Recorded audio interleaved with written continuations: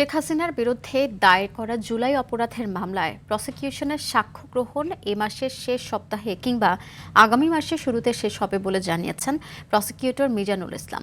দুপুরে আন্তর্জাতিক অপরাধ ট্রাইব্যুনাল একের চেয়ারম্যান বিচারপতি মোহাম্মদ গোলাম মুর্তজা মজুমদারের নেতৃত্বাধীন বিচারিক প্যানেলে সাবেক আইজিপি চৌধুরী আবদুল্লাহ আল মামুনের জেরা শেষে তিনি এসব কথা জানান।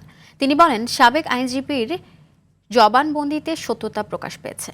এদিকে শেখ হাসিনা ও সাবেক স্বরাষ্ট্রমন্ত্রী আসাদুজ্জামান খান কামালের পক্ষে রাষ্ট্রনিযুক্ত আইনজীবী আমির হোসেন জানান, সাবেক পুলিশ প্রধান রাজসাক্ষী হলেও তিনি হত্যাকাণ্ডের সাথে জড়িত থাকলে তার শাস্তি হওয়া উচিত। নির্দোষ প্রমাণ করার চেষ্টা করতেছেন।